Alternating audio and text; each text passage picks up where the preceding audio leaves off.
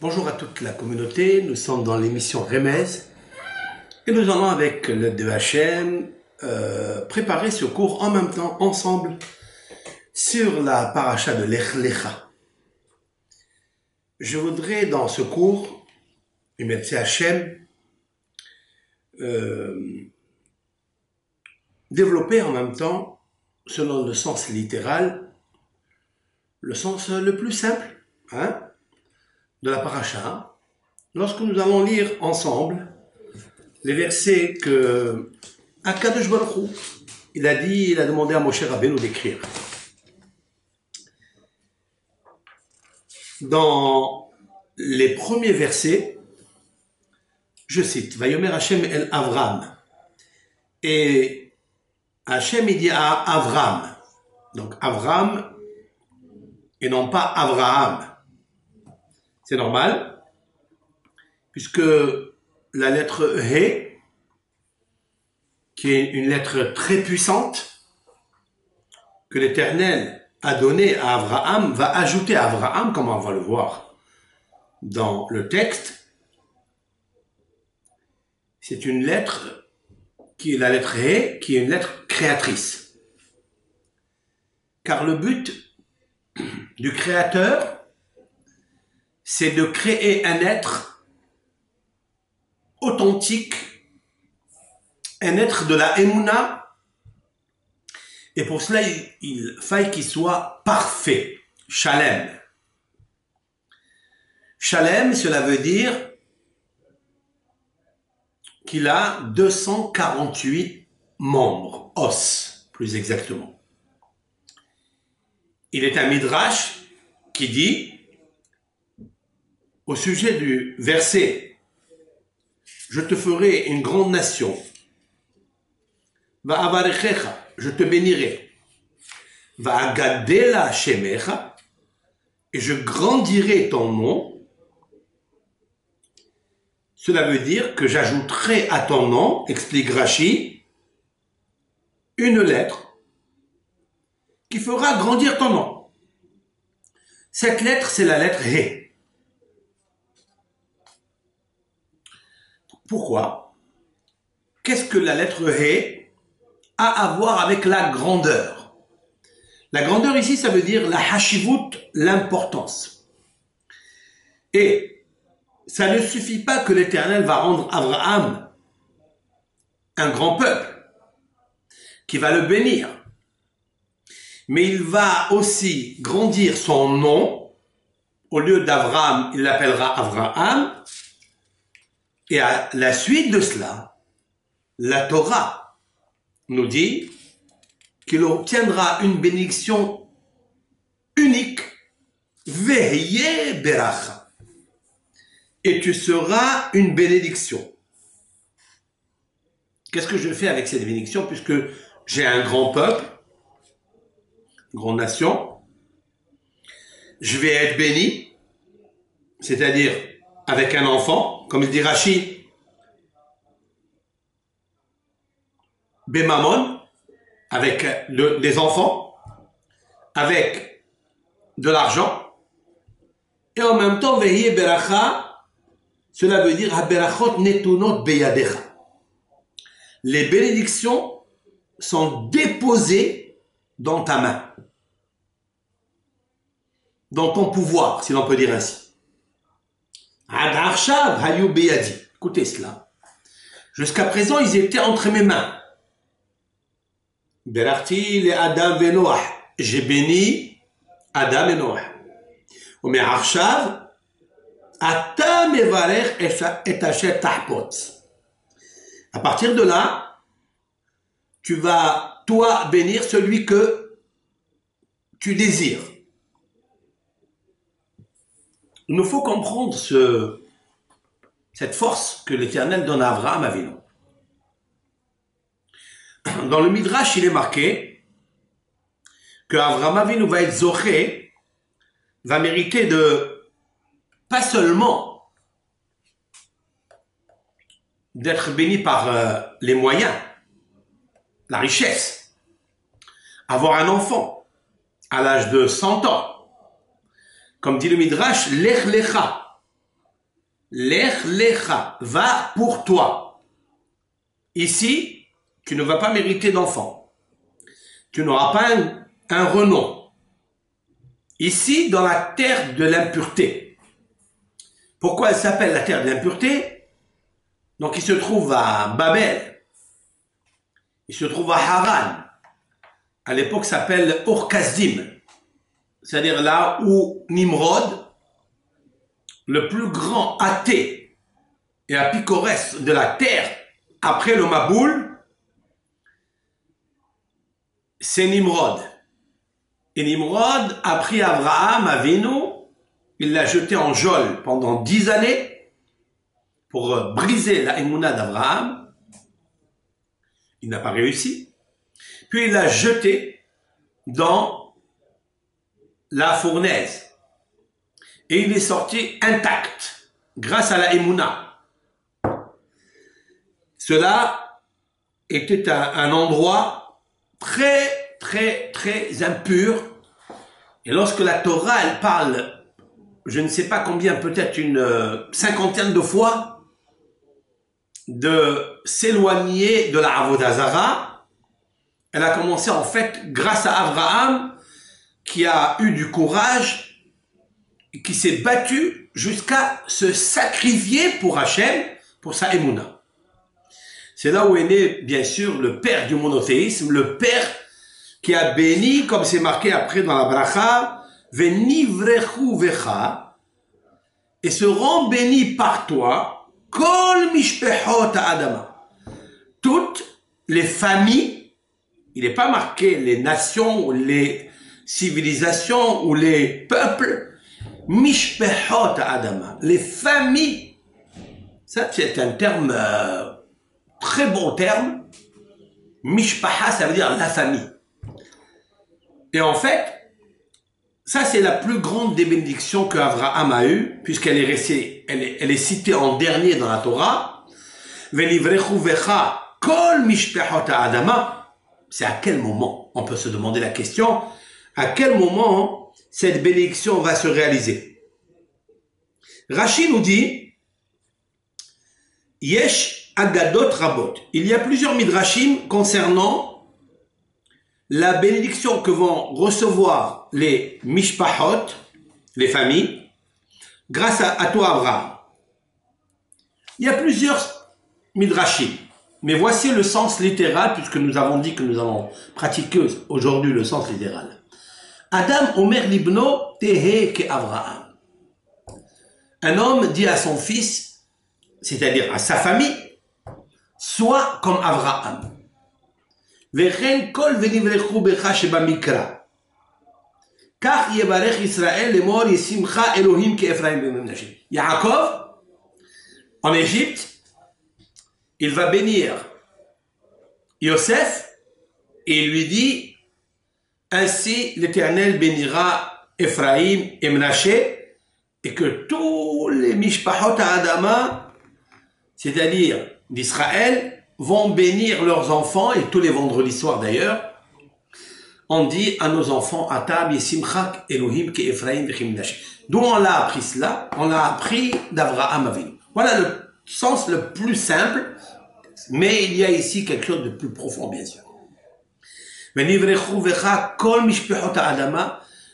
Ce texte-là va être réalisé au temps du Mashiach Tzidkenu Melech HaMashiach qu'on attend tous et toutes, que toutes les familles, c'est-à-dire toutes les nations confondues de Gog ou Magog, vont devenir une seule famille. Quand on parle de famille, cela veut dire la gentillesse, l'unité, l'amour, la fraternité. Chacun se concerte avec l'autre et lui laisse la place du kavod. C'est ce qui va advenir dans l'avenir, dans l'avènement messianique prochement, où il est marqué que tous tu béniras, va avarecha me varechecha. C'est-à-dire, l'Éternel lui dit, je te donne les clés même de bénir une femme, dit le Midrash, qui n'arrive pas à avoir d'enfant, une femme qui est stérile, eh bien, lorsque toi, Abraham, tu vas sortir de ta bouche la bracha à telle et telle et telle akara, à telle fille qui attend sans évoug, à tel père qui attend que son fils y fasse teshuva, alors l'Éternel lui dit, va avarecha, je bénirai, mais va avarecha ceux qui te béniront. Et venivrechu becha, seront bénis tous les familles de la terre. Il n'a pas manqué à la Torah de dire, kol goyim, kol leumim, kol ha'amim, c'est-à-dire les nations, les civilisations. Il n'est pas dit cela, il est marqué comme mishpeot ha'adama, parce qu'il arrivera un moment où toute la terre entière,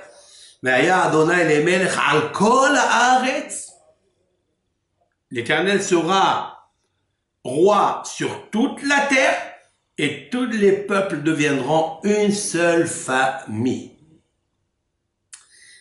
Comment est-ce possible? Venibrechu becha, juste avec ta bénédiction. Mais avant cela, il faille que tu mérites. Vayomer Hashem el Avra, lech lecha me'artzecha u'mimolatecha u'mibet avicha el haaretz asher arek. C'est-à-dire, il lui dit, va-t'en, 2 fois. Me'artzecha u'mimolatecha, me'artzecha, c'est-à-dire de ton pays. Me'olatecha, de ta ville natale, u'mibet avicha, de la maison de ton père. Mais il lui dit, quitte la maison de ton père pour aller à une maison de ton autre père. C'est-à-dire la Emouna, Hakadosh Baruch Hu, qui jusqu'à présent n'était pas encore cité dans la bouche des êtres humains, puisque depuis Adam jusqu'à Noé, il n'y a eu que des catastrophes. Et de Noah jusqu'à Abraham, il y a encore 10 générations, 1000 années. Cela veut dire que toutes ces générations ont subsisté que pour que Abraham naisse, même dans un endroit, dans une maison, dans une ville idolâtre. Mais Abraham, c'est Abraham, mais il s'appelle Abraham, comme j'ai dit la semaine dernière, que Abraham, c'est la dichotomie Av, un père, Ram, qui est très élevé, très important. Cela veut dire Hakadosh Baruch Hu. Comme si l'Éternel avait posé dans la bouche des parents, ça veut dire Terah, le père d'Abraham, et sa mère, qui s'appelle Amtilai Bat Karnavo, ça elle s'appelle, dit la Gemara, il a mis dans sa bouche de l'appeler Avram, alors que c'était des idolâtres, et ce nom, c'est Hachem qui l'a mis dans leur bouche. Et Avram, il s'est toujours dit, pourquoi je m'appelle Avram? Il est en train d'analyser un thème astral. Pourquoi je m'appelle Avram? Il est descendu dans le secret et comprendre le secret de son prénom Avram. Il s'est dit, c'est sûr et certain qu'il y a quelque chose d'extraordinaire dans ce nom. Et donc, je vais commencer à dévoiler qui est le Père qui se trouve autour de ce monde. Et il est rentré dans un château qui était obscur, parce que le monde, depuis la faute de Adam Arishon jusqu'à Abraham, était un monde Afel. Afel, cela veut dire obscur, comme ça dit le Talmud, enfin dans le Midrash plus exactement. Il y avait Hosher Va'afela, c'est-à-dire au sujet de la Emouna, de savoir, de croire, d'intégrer et de vivre qu'il y a un Mashgiach, et on l'a vu après, dans la semaine du déluge, comment Akadosh Baruch Hu, c'est lui qui décide tout. Abraham a pris connaissance de tout ce qui s'est passé, et il a dit maintenant, il n'est pas seulement un juge, il n'est pas seulement Elohim, il n'est pas seulement Amonai, le maître du monde, mais il est aussi un père. Av, Ram et Av, c'est la plus grande tendresse, Et c'est la raison pour laquelle Abraham va recevoir la lettre He dans son nom pour compléter 248 comme la valeur numérique Abraham.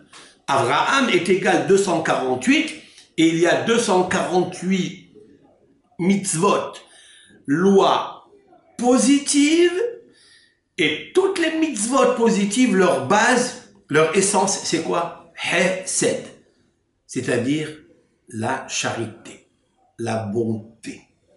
La bonté que Abraham a dévoilée, a développée dans son monde, au point où Akadosh Baruch Hu, il lui a dit, Abraham, Ohavi, c'est-à-dire Abraham, mon bien-aimé, celui qui m'aime et celui que j'aime. Cet attribut-là de Abraham, Ohavi, il n'a été dit que à Abraham. Et pourquoi il lui a dit Abraham Ohavi, c'est-à-dire celui qui m'aime? Pourquoi? Parce que il est arrivé à accomplir les 248 lois positives qui sont basées sur le Hesed. Ils sont basés, autrement dit, sur la Ahava, c'est-à-dire l'amour. Et c'est la raison pour laquelle ces mitzvot, il nous faut les faire avec amour, comme l'a fait Abraham Avinu.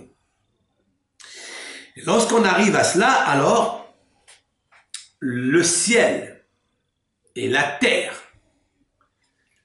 lorsqu'ils font descendre les pluies, lorsqu'ils font descendre les rosées, lorsqu'ils font descendre la bracha, la manne, toutes les bénédictions qui descendent du monde, c'est grâce à qui? Venivrechu becha, c'est toi, Abraham Avinu, qui, grâce à lui, toutes ces bénédictions se déversent dans le monde. Mais il lui a demandé de quitter son pays natal. Pourquoi il lui a demandé de quitter son pays natal? Lech lecha. Dans le mot lech lecha, il y a lech lech, luch lich, lich luch, lich luch, lich luch, ça veut dire saleté, saleté, saleté, saleté. Quitte l'endroit impur où se trouve la saleté. Je m'entends. La saleté, c'est-à-dire celle qui entache, celle qui dérange la émouna, celle qui dérange le parfum de la émouna. Quoi dit le Midrash d'ailleurs? À quoi ça ressemble le monde avant que Abraham ne naisse? Eh bien, il ressemble à une slohit, c'est-à-dire il ressemble à une bouteille de parfum fermée, qui était fermée. Elle a un bouchon qui était fermé. Il y a un bon parfum à l'intérieur, mais il n'y a personne qui a réussi à faire sortir le parfum et le répandre dans le monde. Jusqu'à ce qu'est venu Abraham Avinu. Lorsqu'Abraham Avinu est arrivé, alors Akadosh Baruch Hu, il a fait sortir ce parfum et il a montré qu'Abraham Avinu, c'était le père du monde. C'est ça en fait, Abraham Avinu, c'est ce parfum, mais ce parfum, il l'a ouvert quand? Lorsque Abraham Avinu a cassé le bouchon qui enfermait le parfum à l'intérieur, et ce bouchon n'était pas quelque chose de facile à l'enlever. Et c'est ce bouchon-là qui est la pierre qui est placée dans le cœur des athées, des apicorsim, comme, on va le voir, comme Nimrod. Qu'est-ce que Nimrod? Pourquoi il s'appelle Nimrod? Alors que son nom, en fait, dit le Talmud, il s'appelle Amraphel. Amraphel, Aleph, Mem, Resh, Fe, Lamed, Amraphel. Amraphel, dit le Talmud, chez Amar, les Avraham, Paul. Dans Amraphel, il y a Aleph, Mem, Resh, c'est-à-dire Amar, il a dit, il reste P, Lamed, Paul, tombe. C'est-à-dire, il lui dit, je vais te pousser, tu vas tomber dans la fournaise. Il l'a fait tomber Abraham dans la fournaise. Mais pourquoi? Dit le Talmud, parce qu'en fait, il s'appelle Nimrod aussi. Selon les actions, c'est-à-dire de prendre un homme comme Abraham, qui est en train de prôner la émouna de Hachem dans le monde, puisque c'est le premier qui a commencé, pas seulement à se sauvegarder comme l'a fait Noah, mais en plus encore, c'est de prier pour les autres, et c'est le but final d'un Ben Israël, d'être comme Abraham, c'est de ramener toutes les nations qui étaient comme Nimrod, c'est-à-dire Nimrod chez Marad Beribono chez Olam. J'explique, dans le mot Nimrod, il y a le mot Mérida. Mérida, ça veut dire rébellion. Il s'est rebellé contre la Emouna du Yahid Olam, qu'il existe un Dieu unique, sans dualisme, sans associer à cela d'autres pouvoirs. En fait, il existe les autres pouvoirs, mais c'est Hachem Yitbarach qui appuie sur tous les pouvoirs pour faire, concrétiser, créer ce qui est le Ma'amar Hachem, la dictée de Hachem. C'est ça Amraphel. Mais aussi, on peut dire que Amraphel, il y a Mar Afel. J'explique. Mar, c'est amer. Afel, c'est obscur. Le monde, jusqu'à là, était obscur et il y avait une amertume. Même Hachem Yitbarach, l'Éternel, dans la paracha de Bereshit, dans la fin de paracha, et dans la paracha de Noah, Hachem lui-même était amer de ce qui se passait dans le monde. Jusqu'à ce qu'il a dit, j'ai regretté d'avoir créé cet homme. Ça veut dire quoi? C'est la déception totale du créateur du monde. Et ça, Moshe Rabbeinu, il a écrit dans la Torah, si l'on peut dire ainsi. Ça veut dire que nous assistons à une Torah qui nous a parlé de cette Teva de Noah qui a sauvé 8 personnes, mais que le monde entier, les créatures entières ont disparu, ont fondu dans la nature.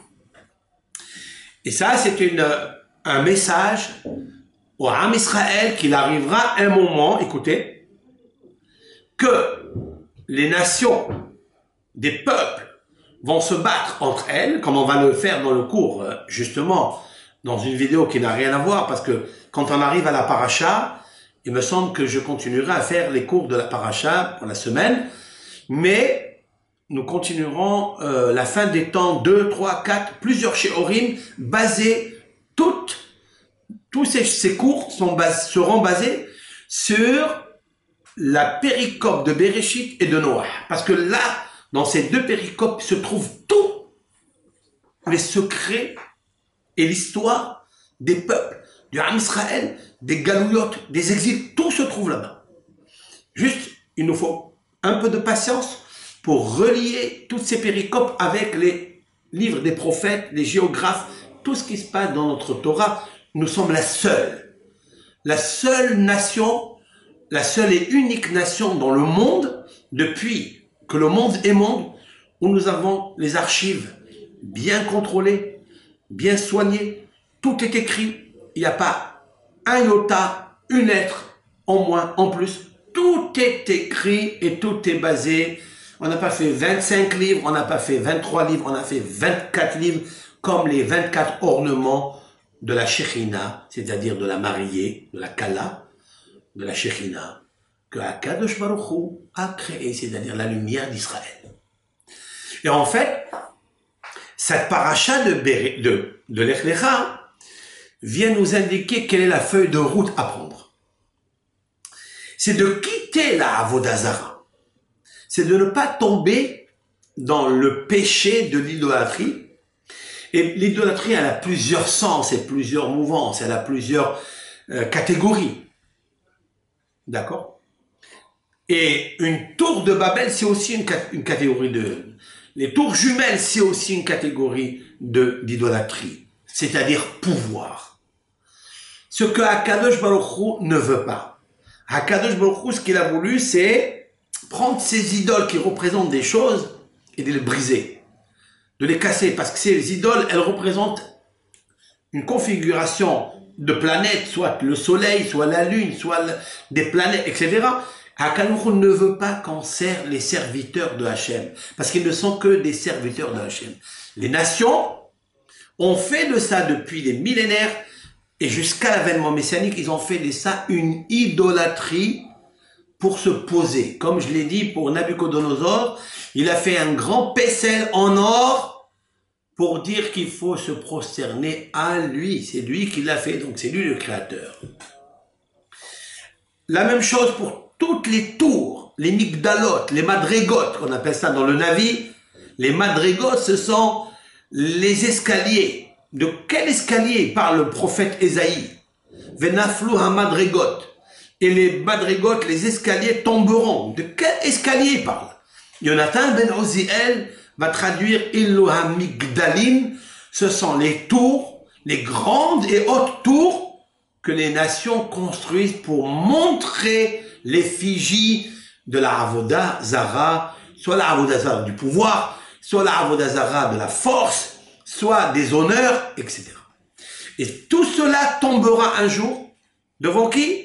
Devant Yerushalayim, Al-Har HaKodesh, c'est-à-dire sur la montagne sainte, qui est le Bet HaMikdash HaBanoui, c'est-à-dire celui qui va être construit au Bet HaMikdash. Mais pour commencer tout cela, il va y avoir le premier et la première naissance, Avraham Avinu, le père du monothéisme, parce que dans la bouche de toutes ces nations, ils vont briser eux-mêmes les statuts, ils vont jeter leur argent qu'ils ont pris, qui ne leur appartient pas, parce qu'ils ont envahi d'autres pays, qu'ils ont pillé, spolié, etc., comme on l'a vécu nous-mêmes dans plusieurs galouillottes, plusieurs exils. Eh bien, Avraham Avinu commence à nous donner le chemin. Mais quelle est la feuille de route, la Etza? Quel est le conseil pour arriver à une Emouna Shlema? Lech lecha. Il faut que tu saches qu'il faut que tu quittes le lichlouch. Lech lecha, c'est va-t'en, va-t'en. De quoi? Lichlouch, lichlouch. C'est-à-dire saleté, saleté. Quitte la saleté. Sourmera. La saleté, c'est le pays où il habitait, la ville où il a grandi, la maison où il a été élevé. C'était tous des idolâtres. Et Abraham Avinu, il a commencé à comprendre, il a dit, waouh, HaKadosh Baruch Hu n'est pas seulement un juge qui est juste, car il a amené mesure pour mesure, parce que il est un miroir universel qui s'appelle mesure pour mesure. Comme ils ont fait la Avera, Hachem, il leur a envoyé le Maboul, comme on l'a expliqué dans le cours précédent, vendredi dernier, dans l'émission Remez. Mais il n'a pas vu que cela. Il a vu que l'Éternel, en fait, c'est tout que de la bonté. Il est en même temps un juge, il est en même temps un père, mais il est avant tout un père, avant d'être un roi. Comme on dit toujours, Avinu Malkenu, notre père et notre roi. On l'aime tellement. HaKadosh Baruch Hu, comme un fils, il aime son père parce qu'il est tellement choyé par lui, il est tellement aimé par lui, il est tellement miséricorde à son égard, qu'il peut devenir Malkenu. Mais ce que je voudrais dire de là, une preuve que les peuples vont devenir des mishpachot, c'est-à-dire des familles. Avec une famille, on parle toujours avec la parole. On se dispute jamais avec une famille. C'est pas la guerre. Ça nous a coûté très très cher. La guerre de Caïn et de Abel. Ça nous a coûté très très cher. La guerre de Abraham avec Lot. Une dispute, je veux parler. Ça nous a coûté très cher. La dispute des frères de Yosef avec Yosef. Ça nous a coûté énormément la guerre de Ephraïm avec, c'est-à-dire descendant de Yosef. Cela veut dire Mashiach ben Yosef avec la descendance de David Ameler qui est Yehuda. Il y a eu beaucoup de morts à cause de la Emouna. Tout cela, c'est à cause de la Emouna parce que tous ceux-là ont eu une jalousie l'un vers l'autre. Pourquoi? Parce qu'ils ont une Emouna qui est petite. Parce qu'ils ont dit que David Ameler, c'est pas possible que l'Éternel le rendrait roi, à plus forte raison, lui qui va donner de sa progéniture le Mashiach. C'est impossible. Donc ils ont récusé cela. Ils sont disputés. Ils sont allés même le poursuivre pour le tuer. Il a subi des atrocités, des humiliations. On l'a appelé même Mamzer, c'est-à-dire bâtard. À David Ameler, oui. On l'a appelé comme ça.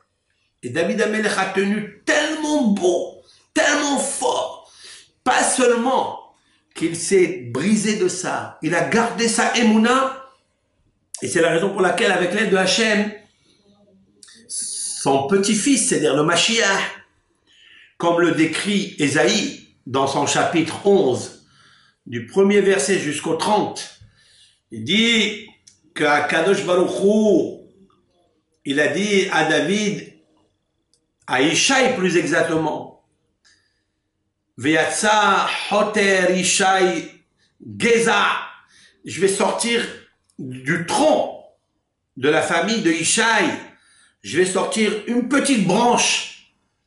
Qu'est-ce que ça veut dire du tronc? Pourquoi pas de l'arbre? Explique Yonatan Ben Oziel. Non, l'arbre il est déjà saccagé. Les fruits, on les a perdus, ils les ont mangés.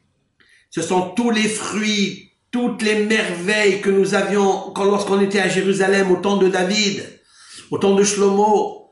Tout cela a été saccagé par Nabucodonosor dans le premier temple, par Titus, le deuxième temple, par la galoute de Édom que nous sommes. Tout l'arbre a été coupé, tranché, disparu. Mais jamais le tronc, à plus forte raison. S'il y a un tronc, c'est qu'il y a des racines.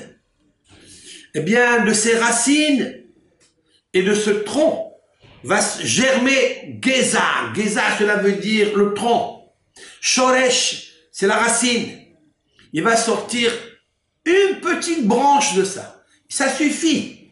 Cela veut dire que jamais Akadosh Baruch Hu abandonnera Mashiach ben David. Jamais. Pourquoi? Parce que David Amelech a Yehuda d'abord.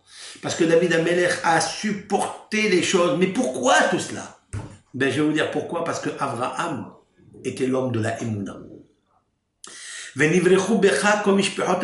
Qu'est-ce qu'il est dit sur le Mashiach? Il est dit, Venaha alav ruach Hashem. Se posera sur lui, ruach Hashem, l'esprit de Dieu. Vous comprenez ce que c'est? Se posera sur lui l'esprit de Dieu.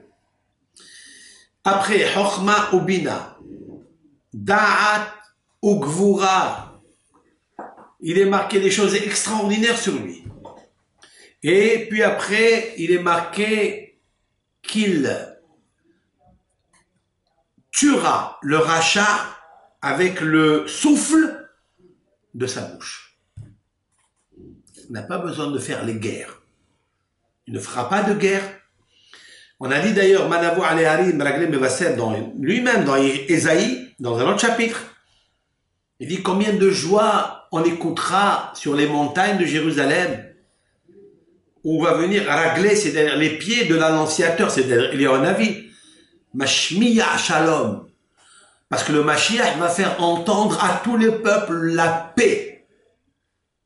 Il va pas juger les autres avec les yeux ou avec le glaive, avec le Shalom. Ça sera un homme tellement puissant que quand il va parler, vont se réaliser les choses. D'où on le sait.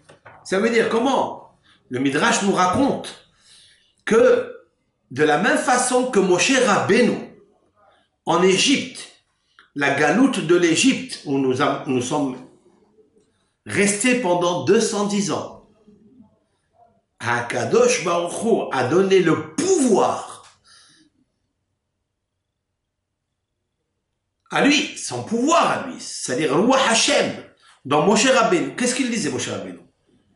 Il demandait aux sauterelles de venir, elles arrivaient et elles dévastaient tout. Il demandait à la grêle de descendre, il n'a pas eu besoin ni de guerre, ni d'épée, ni de tank, ni de trucs nucléaires, rien du tout. La parole de Dieu, et ça il faut avoir une émouna, c'est ça, Venivrechu Vecha. Je voudrais dire avec l'aide de Hachem, Venivrechu Vecha, cela veut dire toute la bénédiction repose sur Becha. Becha, ça veut dire Bet Chaf, Bet 2, Chaf 20, 22, 22 lettres de l'alphabet. Ça suffit. Le Midrash raconte dans Ésaïe, il dit que si un peuple va récuser le Mashiach, alors que d'autres vont venaharu elav kol hagoyim, il est marqué, vont venir comme un fleuve. Tous les goïms, toutes les nations vont se précipiter vers le Mashiach parce que ça sera un homme tellement d'une grande intelligence. Tout ce qu'il dit se réalise. C'est-à-dire, ce que Akadosh Baruch Hu a dit à Abraham, parce que tout cela qui nous arrivera, tous les merveilles qui arriveront à Israël, c'est Bisrout la paracha de Lech Lecha. C'est cette paracha qui est exceptionnelle. Celle-là.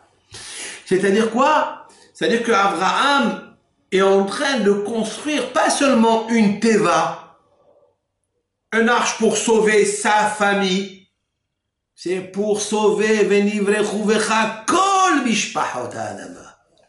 Et c'est ce que David Amelech a repris dans les psaumes, Saperu bat goyim kevodo, bechol ha'amim nifleotav. Il faille raconter à toutes les nations la gloire de Dieu, la grandeur de Dieu. Que quoi? Qu'avec seulement la parole, tout s'éteindra, tout disparaîtra. Et tous les peuples, quand ils vont écouter la paix, parce que c'est marqué que le Mashiach parlera d'Iber Shalom. Il parlera beaucoup la paix, on n'a pas besoin de catastrophes nucléaires, on n'a pas besoin de guerre, on n'a pas besoin de tout ça. Ce qu'on a besoin, c'est d'écouter Lishmoa et Divrei Hashem. C'est d'écouter les paroles de Hashem. Comme il a dit le prophète d'ailleurs, Hine Yamim Ba'im, Vishlachti Ra'av, Ba'aretz. Voici des jours vont arriver. C'est quoi? C'est l'avènement messianique. Aharit Ayamim. La fin des jours, la fin des temps. Je vais envoyer Ra'av, c'est-à-dire la famine. Et immédiatement, il se corrige. Lui-même, le Navi. Lo Ra'av la lehem. Je ne parle pas d'une famine comme vous avez peur de la famine, que chacun il est en train de préparer des bunkers par terre, dans le sol, en bas, profondément, 850 bunkers pour garder les aliments, des provisions. Mais en fait, c'est bien les provisions, mais il faut une vision pro, pas les provisions, mais une vision pro. Et la vision pro, c'est Hachem. Il l'a donné entre les mains de Hassidav, de ses pieux, ceux qui ont eu la Emouna, comme le Ham Israël, comme les élites du Ham Israël, comme Avraham le premier, Avramon Goïm, Avram, il a compris qu'il y avait Aleph Bet de Avram, ça veut dire Aleph Emouna, Bet Bitachon, Aleph Bet Ram.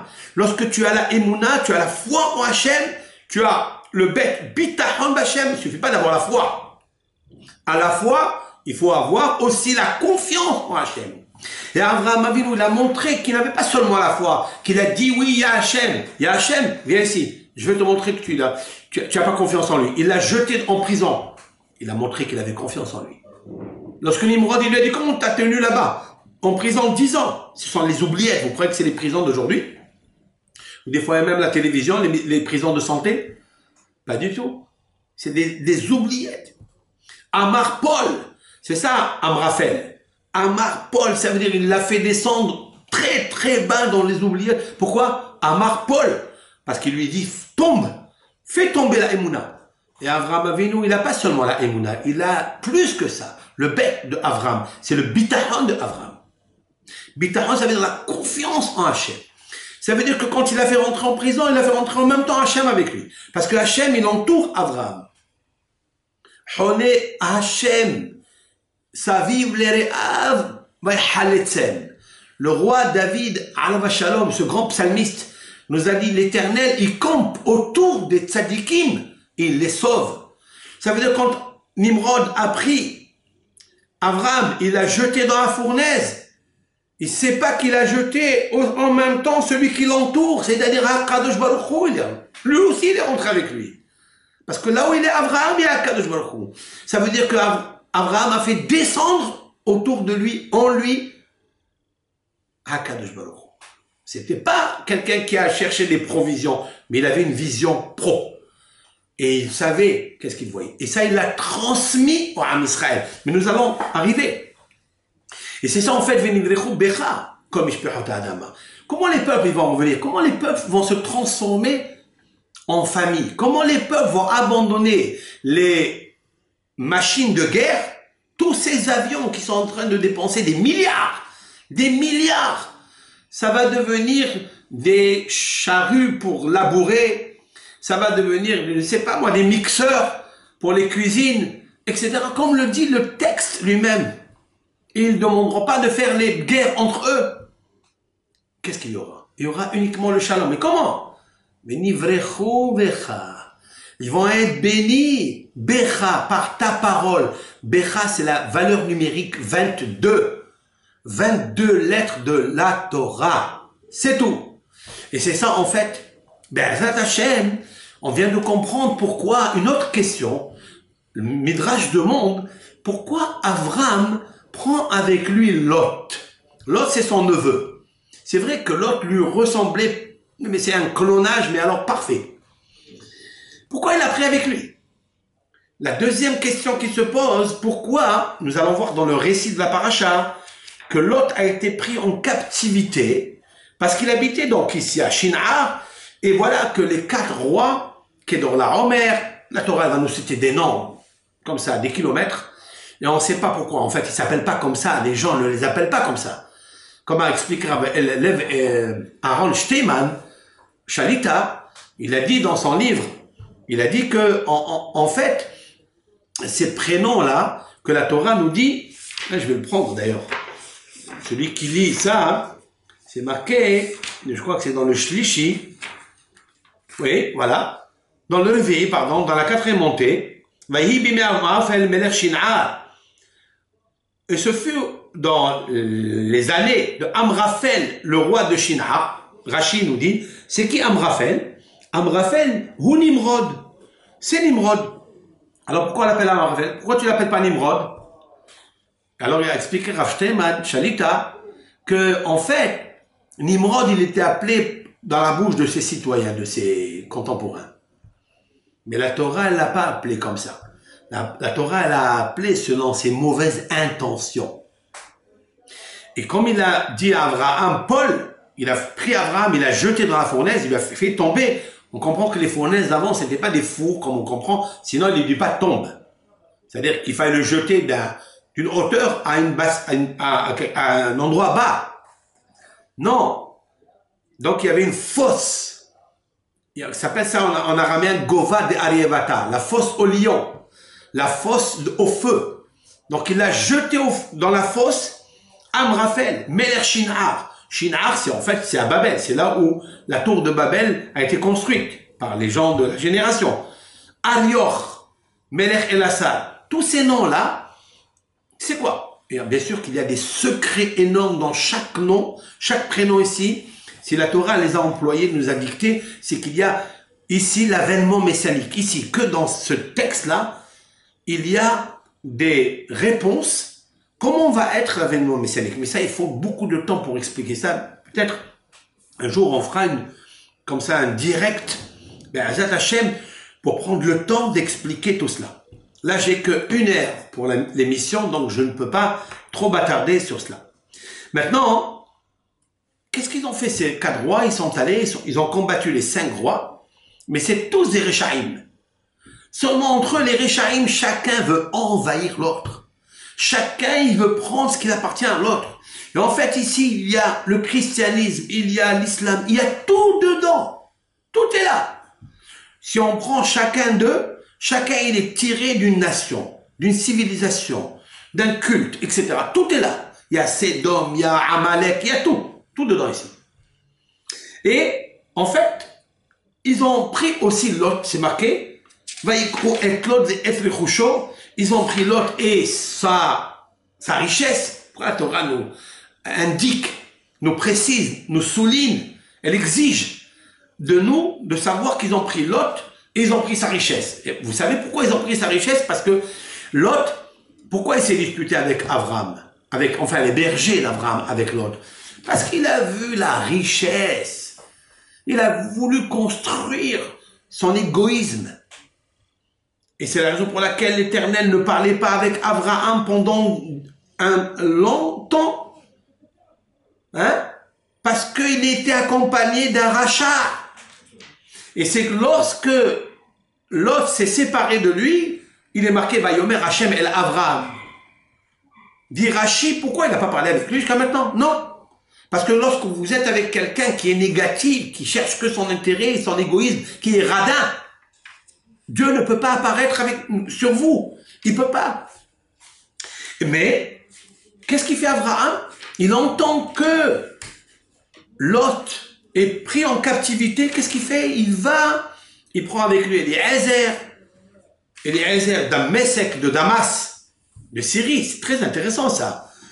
D'Amesek Eliezer, à part le pirouche, c'est-à-dire le sens allégorique, d'Amesek dans la dichotomie Dolé, Mashke, Mitora, Drabo, c'est-à-dire d'Amesek, Dolé, ça veut dire celui qui puise la Torah de son maître, Abraham, et à son tour, il diffuse la Torah de son maître.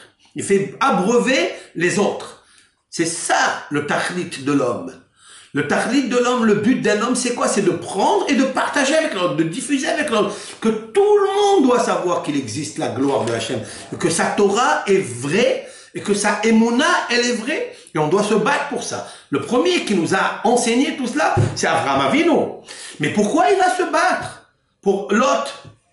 Pourquoi? Il y a plusieurs raisons pourquoi Abraham, il va se battre pour l'autre. Mais en fait, pourquoi les autres, ils ont pris en captivité Lot? Eh bien, le Midrash nous dit que, en fait, l'Éternel avait dit à Abraham qu'il allait sortir de Lot 2 perles, 2 joyaux. Naama Ha'amonite et Ruth Moavite. Autrement dit, David Améler, le Mashiach. Waouh! Dans Lot, on va le voir après, Lot, à l'intérieur de lui, dans ses neshamot, et c'est là où c'est un cours qui mérite d'être bien explosé, on peut prendre un homme qui est amoureux de l'argent. Il est amoureux comme Lot. Toutes ces disputes, c'est pour prendre. D'ailleurs, Vayaret Kikaï à Yarden, lorsqu'Abraham, il lui dit, écoute, moi je peux pas rester, je peux pas me disputer. Moi je suis un homme de paix. Pourquoi il lui dit ça? Parce qu'il ne veut pas que le Mashiach qui va sortir de l'autre, qui est potentiellement caché dans ces étincelles divines de Neshama, il ne veut pas qu'il se dispute. Il veut que ce Mashiach soit l'homme qui va parler la paix. Alors Abraham dit, écoute, entre moi et moi, prends tout ce que tu veux. Une seule chose, ne m'abîme pas le Mashiach qui est à l'intérieur de toi. Parce qu'en fait, des fois, un homme, il peut, sans le savoir, il peut avoir le Mashiach à l'intérieur de lui. Je peux parler, c'est-à-dire Mashiach. Ça veut dire qu'il peut avoir une échama grandiose, un grand tzaddik qui va sortir de lui. Parce qu'il se met en colère, ou parce qu'il est amoureux de l'argent, ou parce qu'il est tellement égoïste qu'il peut faire envoler, ou bien souiller la neshama potentielle cachée en lui, qui est latente de sortir un jour, et à cause de ça, il peut l'abîmer. Abraham dit, je t'en prie, ne te dispute pas avec moi, choisis ce que tu veux. Prends. Tu veux la gauche, prends la gauche, tu veux la droite, prends la droite, mais laisse-moi tranquille. Mais pourquoi il fait ça? Je voulais dire avec l'aide de Hachem, parce qu'il a peur qu'il y ait des disputes, que Lot va abîmer cette neshama de Ben David, Mashiach Ben David.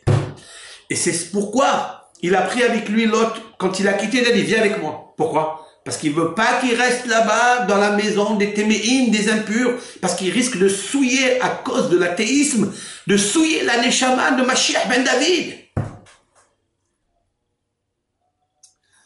Il dit, viens avec moi.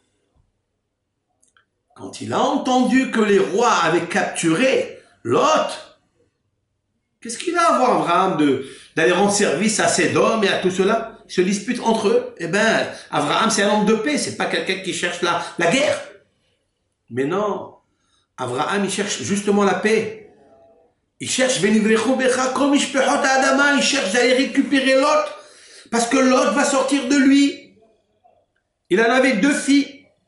Ils vont sortir de lui Ruth à Moavite et Naama à Ammonite, qui vont donner naissance à Moab.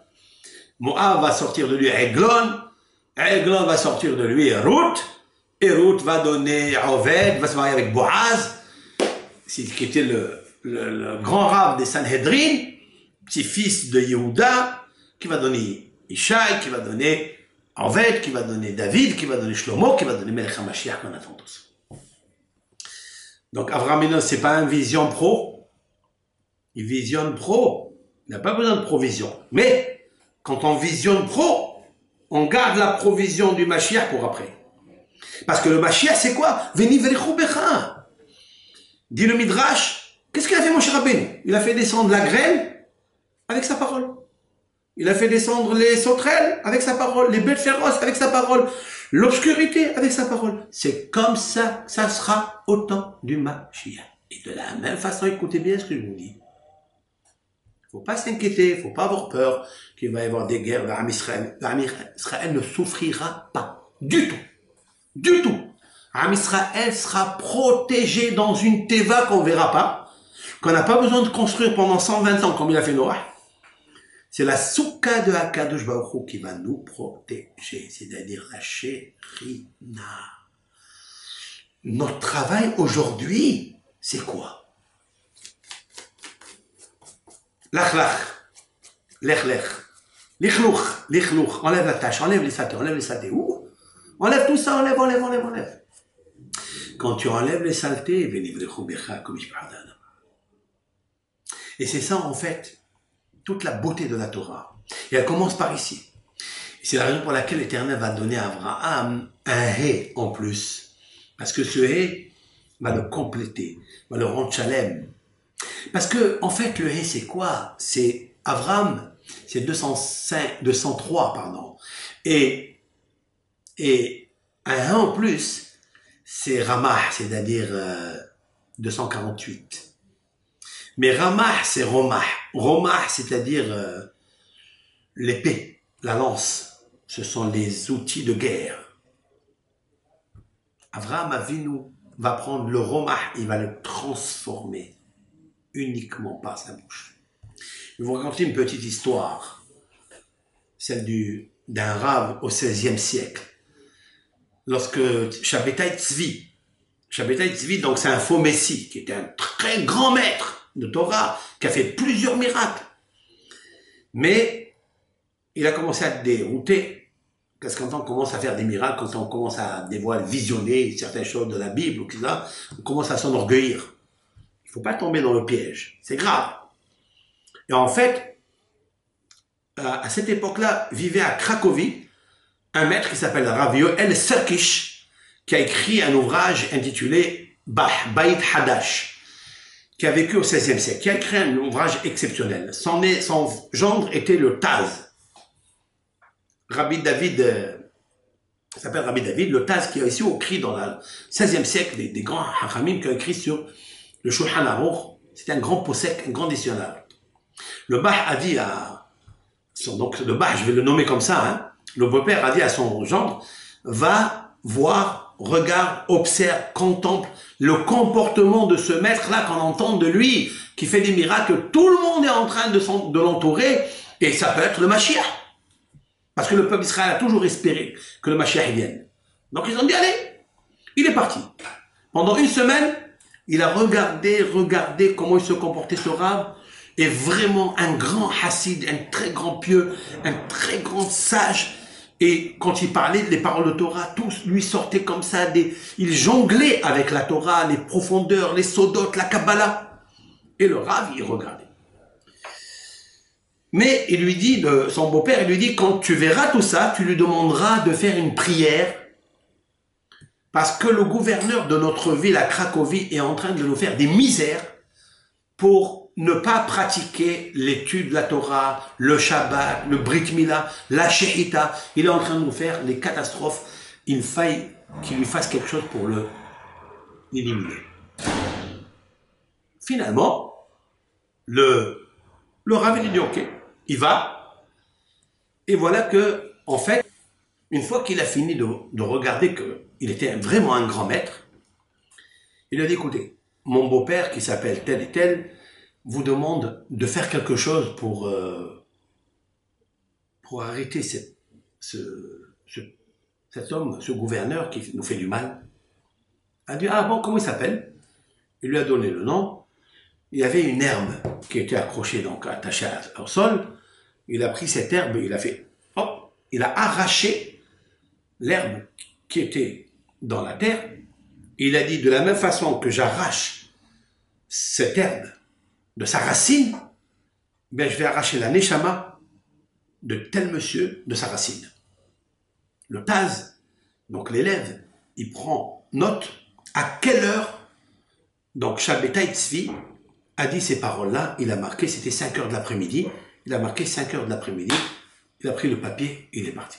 Il rentre, il revient de voyage, il va chez son beau-père, il dit alors, il dit, vraiment, c'est un homme, il lui dit, exceptionnel, c'est le Mashiach, parce qu'il a fait des choses incroyables. Une femme, elle arrive chez lui, elle lui dit, voilà, j'arrive pas à marcher, il lui fait une bracha, paf, etc., etc., tout marché. Shabbatai Tzvi. Il lui dit, dites-moi, concernant le gouverneur, il lui dit, écoutez, il est mort. Il dit, comment il a fait?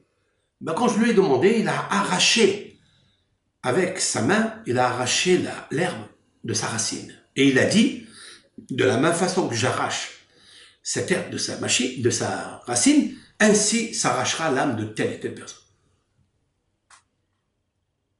À quelle heure il est décédé? Le gouverneur à 5 heures. Il ouvre le papier, il lui montre, il lui dit, regardez, à 5 heures. Alors le Rav, Yoel Serkish, le Baït Hadash, le beau-père, donc qui attendait cette nouvelle, il lui dit, écoute, ça peut être un grand homme, mais Mashiach, il n'est pas. Pourquoi? Parce que le Mashiach, il n'a pas besoin de prendre l'herbe et de l'arracher, de faire un geste avec sa main, aucun mouvement, uniquement. Avec le souffle de ses lèvres, il tuera le méchant. Et puisqu'il a eu besoin d'employer ses mains, c'est sûr c'est pas le Mashiach. Incroyable. Quelques semaines après, on a entendu qu'il est devenu renégat. Vous connaissez un petit peu l'athéisme de Shabbatai Tzvi. C'est vrai qu'il était bien au départ, mais après on devient fou. On reste pas avec la hanava, on reste pas avec la modestie. La Torah, c'est la hanava, comme Avraham Avinu.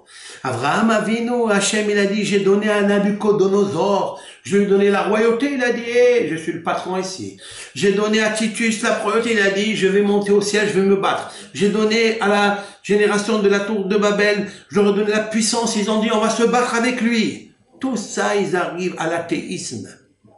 Parce que l'orgueil amène à l'athéisme. Abraham, je lui ai dit, je vais te donner tout. Il lui a dit, je suis cendre et poussière. Voilà le Ham Israël. Et le Mashiach sera un homme tellement humble, tellement grand. Et Ratson, que la Kadosh Baruch Hu nous aide à garder la feuille de route qui nous a enseigné Abraham Avinu de faire.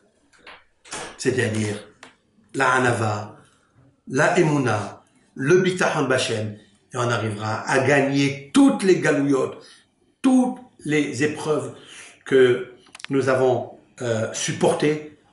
On méritera Be'ezat Hashem de rentrer dans une grande teva de Noah, de HaKadosh Baruch Hu, et Hashem Yitbarach, il nous fera construire le Beth HaMikdash. Amen ve Amen. Kol Tov, Shabbat Shalom à tout le monde.